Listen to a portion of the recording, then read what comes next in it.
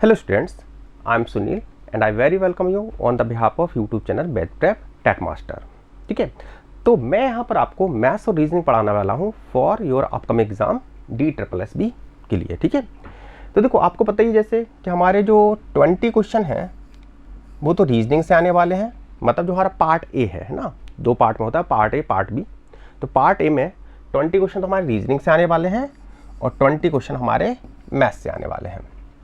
ठीक है, तो सबसे पहले तो आज हम जो डिस्कस करने वाले हैं वो डिस्कस करने वाले हैं कि हमारे रीजनिंग में हमें क्या क्या पढ़ना है। ठीक है, क्या क्या पढ़ना है, किस टॉपिक का कितना वेटेज है, यानी किस टॉपिक को हमें ज़्यादा टाइम देना चाहिए। ठीक है, तो आज से आपको इसके रेगुलर अपडेट्स मिलने लगेंगे। तो अगर आपने अभी तक हमारे यूट्यूब चैनल को सब्सक्राइब नहीं किया है तो सबसे पहले तो सब्सक्राइब कीजिए। ठीक है, बेल आइकन को जरूर हिट कर दें जिससे आपको रेगुलर अपडेट्स मिलते रहें। ठीक है, और अपने दोस्तों के साथ शेयर भी जरूर कीजिए। चलिए, तो अब हम स्टार्ट करते हैं कि रीजनिंग में हमको क्या क्या पढ़ना है। ठीक है, तो अगर रीजनिंग की बात करें तो टोटल हमारे 30 टॉपिक्स हैं।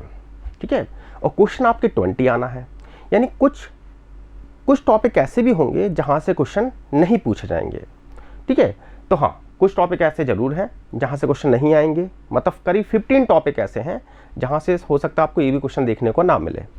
लेकिन हम पढ़ेंगे सारे टॉपिक, क्योंकि हम नहीं कह सकते क्वेश्चन कहाँ से आएगा। हाँ, जिनका वेटेज ज़्यादा, अगर प्रीवियस ईयर को क्वेश्चंस को, मतलब पेपर्स को हम देखें, तो जिन टॉपिक से ज़्यादा क्वेश्चन पूछे गए हैं उनको हम ज़्यादा डिटेल में पढ़ेंगे, और जिन टॉपिक से मतलब क्वेश्चन देखे ही नहीं गए हैं, कभी पूछे नहीं है, पूछा तो कभी 8-10 साल में एक ही क्वेश्चन हमको देखने मिला, तो उसको थोड़ा हम कम मतलब उसको हम कम टाइम देंगे। चलिए, तो स्टार्ट करते हैं। तो देखिए, रीजनिंग को हम दो पार्ट डिवाइड कर सकते हैं, एक तो वर्बल, दूसरा नॉन वर्बल। अगर DSSB की बात की तो वर्बल रीजनिंग का वेटेज काफ़ी ज़्यादा है as compare to non verbal के। नॉन वर्बल हो सकता है आपको 2 ही क्वेश्चन देखने मिले, 3 क्वेश्चन देखने मिले, 4, मैक्सिमम 4 से ज़्यादा तो मिलेंगे नहीं देखने के लिए। ठीक है, मैक्सिमम क्वेश्चन जो आपसे पूछे जाएंगे वो कहाँ से पूछे जाएंगे, वर्बल रीजनिंग से। तो वर्बल रीजनिंग में टोटल 20 टॉपिक्स पढ़ना है। ठीक है, जो हम स्टार्ट करेंगे वो कहाँ से स्टार्ट करेंगे, देखो जो मैंने लिखा है बोर्ड पर सेम इसी पैटर्न में पढ़ाऊंगा मैं। एक दो टॉपिक में हो सकता है आगे पीछे हो, अदरवाइज हमारा पैटर्न नहीं चलेगा जिस हिसाब से मैंने बोर्ड पे लिखा हुआ है। ठीक है, तो सबसे पहला जो टॉपिक होगा वो होगा हमारा कोडिंग डिकोडिंग। ठीक है, अगर मैं रीजनिंग की बात करूं तो किसी भी एग्जाम में अगर रीजनिंग आता है तो ऐसा नहीं हो सकता कोडिंग डिकोडिंग क्वेश्चन ना आए, यानी सबसे ज़्यादा जो रीजनिंग का फंडामेंटल टॉपिक है वो यही है। ठीक है, अगर DSSB में बात करें तो कितने क्वेश्चन आ सकते हैं रीजनिंग से, तो कम से कम आपको 2 क्वेश्चन तो यहाँ से मिलेंगे। कम से कम आपको 2 क्वेश्चन तो यहाँ से मिलना है। मैक्सिमम साइड पे जाएं तो हमको 4 क्वेश्चन भी यहाँ से देखने को मिल सकते हैं। ठीक है, क्वेश्चन कैसे आते हैं, तो क्वेश्चन में आपको एक वर्ड दिया जाएगा, उसका कोड बताया जाएगा, फिर कोई दूसरा वर्ड देंगे, उसका कोड आपसे पूछा जाएगा। ठीक है, तो आपको पहले क्या करना होगा कि आपको जिस वर्ड को कोड किया है, किस रूल के अकॉर्डिंग कोड किया है, कैसे कोड किया है, पहले वो पहचानना होगा, और जिस वर्ड का कोड पूछा है उसमें सेम वही रूल लगा के आपको उसका कोड फाइंड करना होगा। तो ये बहुत ही इंपॉर्टेंट टॉपिक है। ठीक है, और अगर ये टॉपिक आपका स्ट्रांग होगा तो आपके आगे वाले जो टॉपिक है, जैसे अल्फ़ाबेट सीरीज़ है, लेटर सीरीज़ है, वो भी आपको ईजी लगेंगे। ठीक है, इसके बाद हमारे जो अगले जो टॉपिक हैं, अल्फ़ाबेट सीरीज़, फिर सीरीज़ है। ठीक है, सॉरी, अल्फ़ाबेट टेस्ट, उसके बाद सीरीज़ है, फिर फाइंडिंग द मिसिंग नंबर है, फिर एनालॉजी है, फिर क्लासिफिकेशन है। अगर मैं 5 टॉपिक की बात करूं, ठीक है, अगर मैं इन 5 टॉपिक की बात करूं तो यहाँ से जो DSSB का अगर प्रीवियस ईयर का क्वेश्चन पेपर देखें तो आप देखेंगे यहाँ से 5 से लेके 8 क्वेश्चन तो आपको देखने मिल सकते हैं इन 5 टॉपिक से। ठीक है, अब मैंने 5 टॉपिक को एक साथ क्यों कर लिया है, क्योंकि अगर हम क्वेश्चन का फॉर्म देखें तो आपको एक जैसी क्वेश्चन मिल सकते हैं। जैसे अल्फ़ाबेट टेस्ट क्या होता है, अल्फ़ाबेट टेस्ट पूरा कोडिंग डिकोडिंग बेस्ड है। ठीक है, अब कैसे बेस्ड है जब हम पढ़ेंगे तब डिस्कस करेंगे। तो अल्फ़ाबेट टेस्ट, सीरीज़ में क्या होता है, आपको एक सीरीज़ दी जाएगी, उसमें या तो कोई एक नंबर गलत होगा, या फिर आपको एक सीरीज़ में आपको जैसे 5 नंबर दे दिए या 5 लेटर दे दिए, पूछा जाएगा नेक्स्ट लेटर क्या आएगा। ठीक है, तो सीरीज में इस तरह क्वेश्चन मिलते हैं देखने के लिए। अल्फ़ाबेट टेस्ट की बात करें तो 1 से 2 क्वेश्चन आपको यहाँ से मिलेंगे देखने के लिए, कम से कम 1 क्वेश्चन तो मिलना चाहिए आपको देखने के लिए। सीरीज़ की बात करें तो आपको 2 से 3 क्वेश्चन तक मिल सकते हैं देखने के लिए। सीरीज़ के टाइप भी बहुत होते हैं, जैसे सीरीज़ की बात करें तो एक आपका टॉपिक होता है लेटर सीरीज़। ठीक है, दूसरा टॉपिक है आपका नंबर सीरीज़। ठीक है, लेटर सीरीज में आपको लेटर्स दिए जाएंगे, पूछा जाएगा नेक्स्ट लेटर क्या होगा। ठीक है, नंबर सीरीज आपको नंबर्स दिए जाएंगे, पूछेंगे नेक्स्ट नंबर क्या होगा, इनमें से कोई एक नंबर रॉन्ग है उसको पहचानो। ठीक है, अगर नेक्स्ट सीरीज की बात करें तो नेक्स्ट जो सीरीज होती है वो होती है continuous pattern series. Continuous pattern series, ठीक है। अब इस सीरीज में क्या होता है, तो इस तरह से दिया जाएगा, जैसे ए, फिर यहाँ ब्लैंक दे दिया, फिर यहाँ बी लिखा है, फिर ए लिखा है, फिर यहाँ ब्लैंक है, फिर यहाँ बी लिख दिया, फिर एक छोड़ के सी लिख दिया। ठीक है, ये जो ब्लैंक है यहाँ पहचानना होगा कि यहाँ पर क्या आना चाहिए। ठीक है, अब क्या अप्रोच होती है इस तरह क्वेश्चन सॉल्व करने की, जब हम डिस्कस करेंगे टॉपिक, तब जब हम टॉपिक पढ़ेंगे तब डिस्कस करेंगे इसको। ठीक है, तीसरी सीरीज होती है जिसमें आपको सिंबल्स मिल सकते हैं देखने के लिए, लेटर्स मिल सकते हैं, नंबर्स मिल सकते हैं, आपको एक बड़ी सी सीरीज दी जाएगी, फिर उस पर बेस क्वेश्चन आपसे पूछे जाएंगे। ठीक है, तो इसको हम क्या मिसलेनियस के कैटेगरी में रख देते हैं, और भी कई कैसे भी सीरीज बना सकते हैं। ठीक है, अच्छा, फाइंडिंग द मिसिंग नंबर क्या है, पूरे तरह से देखा जाए तो इस सीरीज पर ही बेस्ड टॉपिक है।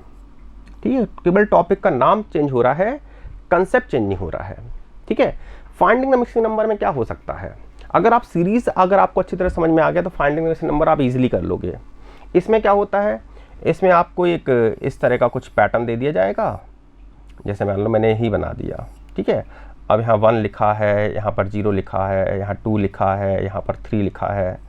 ठीक है, यहाँ पर 4 लिखा है, तो बताइए यहाँ पर क्या आएगा। तो आपको देखना होगा कि 1 को अगर हम 0 लिख रहे हैं तो इसमें कौन सा रूल लगा रहे हैं, 2 को अगर 3 लिख रहे हैं तो इसमें कौन सा रूल लगा रहे हैं। ठीक है, और भी आपको एक हिंट के लिए और भी दे सकते हैं, जैसे यहाँ पर 3 लिख दिया और यहाँ पर 8 लिख दिया, तो 3 के जस्ट सामने कौन सा नंबर है, 8।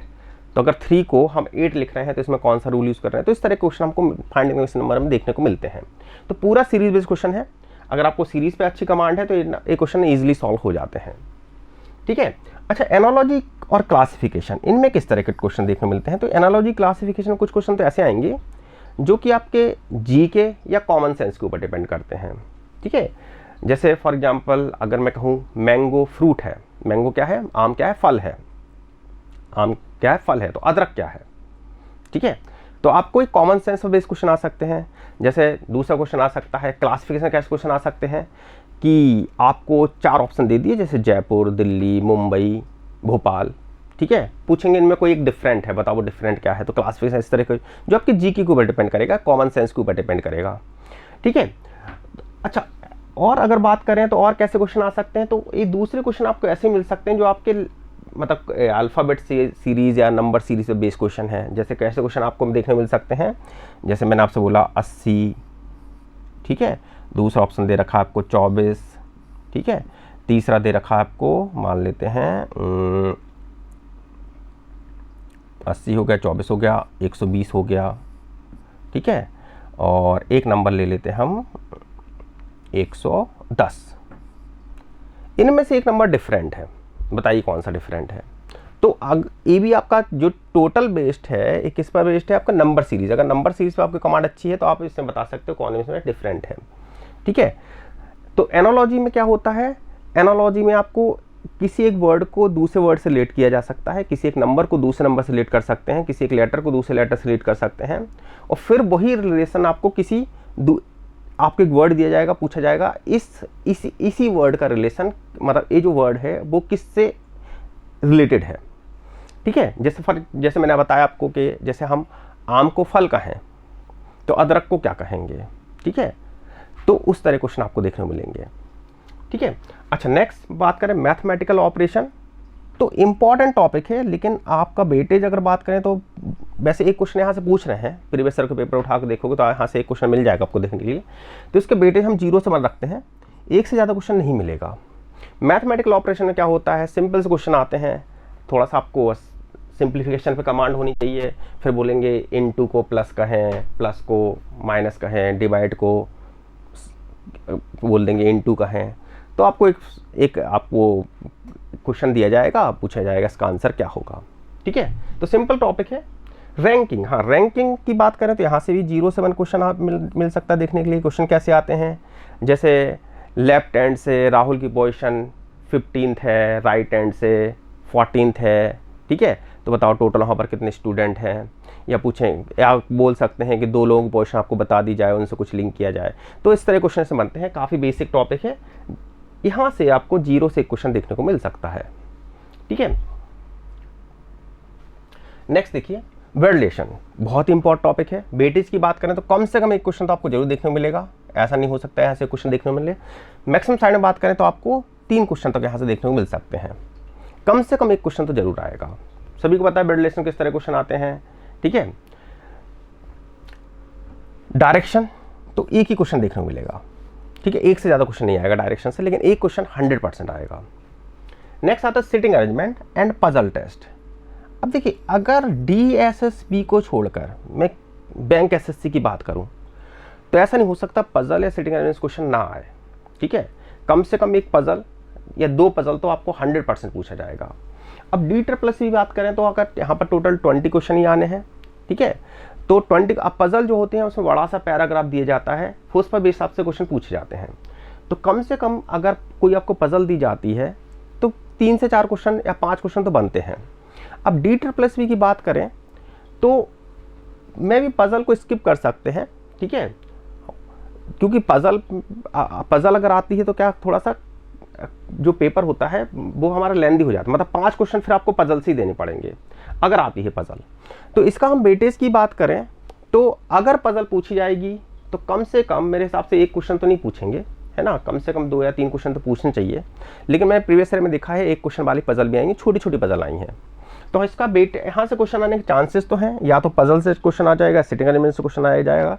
सिटिंग अरेंजमेंट भी सेम क्वेश्चन पजल जैसी क्वेश्चन होते हैं, बस उसमें अरेंज करना होता है। पूछेंगे ए राइट हैंड से 3rd पोजीशन पे है, बी ए के बगल में नहीं बैठा है, सी और डी के बीच में 2 लोग बैठे हैं, तो हमको उनको अरेंज करना होगा। तो अगर इनके वेटेज की बात करें तो इनमें से क्वेश्चन तो आने चाहिए, ठीक है। अब क्वेश्चन कितने आएंगे तो अब हो सकता है 3 क्वेश्चन मिल जाए देखने के लिए, 4 मिल जाए देखने के लिए, 1 मिल जाए, और हो सकता है 1 भी ना आए, ठीक है। तो हम इसका वेटेज रखते हैं कम, अगर वेटेज हम देना चाहें तो हम 1 से लेके 5 क्वेश्चन तक का वेटेज ले लेते हैं यहाँ से, है ना, 6 क्वेश्चन तक का ले लेते हैं। ऐसा भी हो सकता है पजल सिटिंग अरेंजमेंट दोनों आ जाए और 3 क्वेश्चन इस पर बेचे जाए। वैसे दोनों टॉपिक बहुत ही ज़्यादा इंपॉर्टेंट है, कोडिंग डिकोडिंग जैसी टॉपिक हैं, है ना, बहुत ही ज़्यादा इंपॉर्टेंट टॉपिक हैं आपके, जहाँ से आपके अगर बैंक SSC का एग्जाम देने जाओगे तो आपको 10 से 15 क्वेश्चन तक मिल सकते हैं देखने के लिए, ठीक है।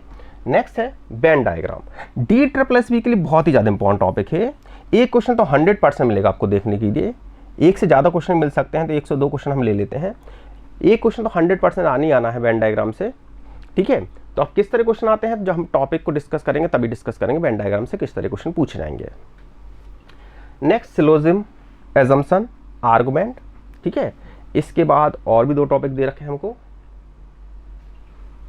Statement and conclusion and course of action. अगर इन 5 टॉपिक की बात करें तो इनमें जो सबसे इंपॉर्टेंट टॉपिक है वो हमारा सिलोजिज्म है। बाकी इन टॉपिक की बात करें assumption, argument, course of action, statement, conclusion, एक टॉपिक आपके DSSB के लिए इंपॉर्टेंट नहीं है, ठीक है। इस तरह क्वेश्चन हायर एग्जाम में पूछे जाते हैं, जहाँ जैसे बैंक PO, वहाँ पर इनका ज़्यादा वेटेज होता है। तो अगर हम बात करें यहाँ पर इन 5 टॉपिक को लेकर चलते हैं, ठीक है, 3 तो ये हो गए, 2 आपको उधर दे रखे हैं। यहाँ से जो क्वेश्चन DSSB में आएगा वो आपका सिलोजिज्म से ही आना चाहिए, लेकिन पढ़ेंगे हमें इन टॉपिक को भी, क्योंकि कोई ऐसा थोड़ी ना है कि ऐसा अगर अभी तक नहीं आया है तो आगे भी नहीं पूछा जाएगा, पूछा जा सकता है, ठीक है। तो हम इसको वेटेज देंगे। सिलोजिज्म को वेटेज देना चाहें तो हम देखो कम से कम मेरे हिसाब से यहाँ से अगर सिलोजिज्म आता है तो 1 क्वेश्चन तो पक्का आएगा। सिलोजिज्म से 2 से 3 और भी क्वेश्चन पूछ सकते हैं, तो 1 से 3 क्वेश्चन का वेटेज देते हैं हम, ठीक है। तो 1 क्वेश्चन तो आपको सिलोजिज्म से देखने को मिलना चाहिए, ठीक है। अच्छा, क्लॉक एंड कैलेंडर, ये जनरली ये टॉपिक DSSB में नहीं पूछे जाते हैं, ठीक है। जनरली टॉपिक DSSB में नहीं पूछे जा रहे हैं।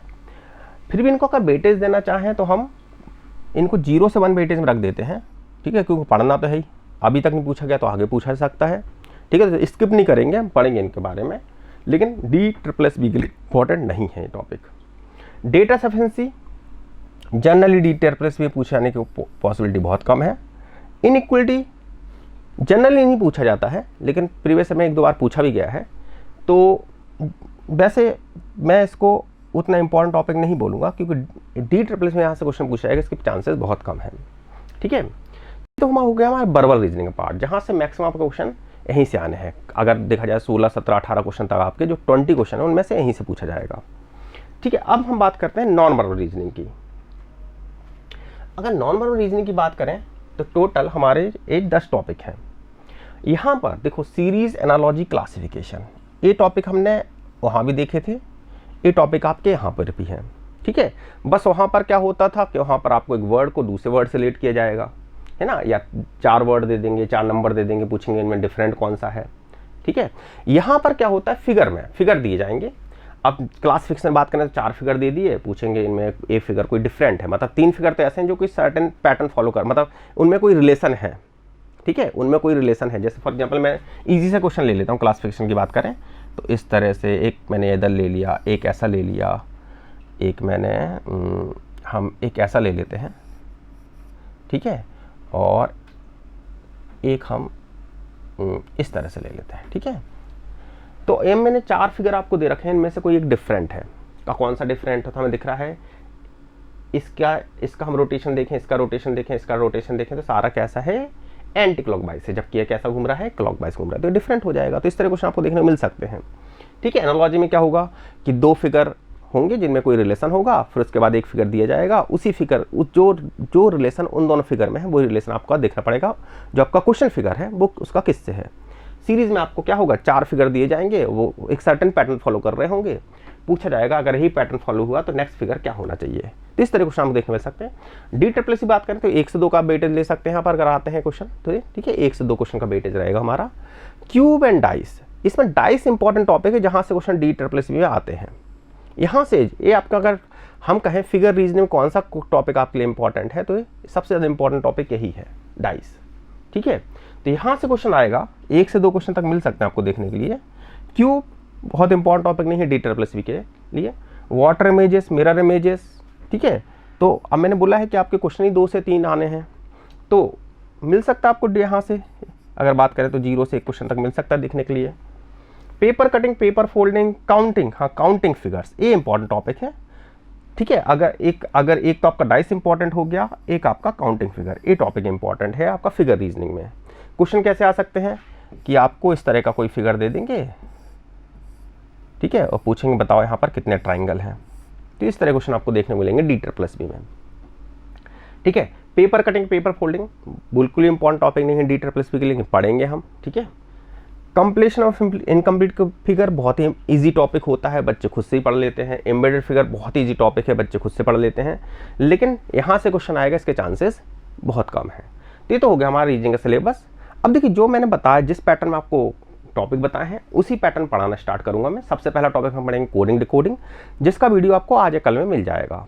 ठीक है, तो रेगुलर अपडेट्स के लिए आपको चैनल जरूर सब्सक्राइब करना है। ठीक है, अगर आपको वीडियो पसंद आती है तो लाइक जरूर करना है, अपने दोस्तों के साथ शेयर जरूर करना है, और बेल आइकन को जरूर दबा दें जिससे आपको रेगुलर अपडेट्स मिलते रहें। ठीक है।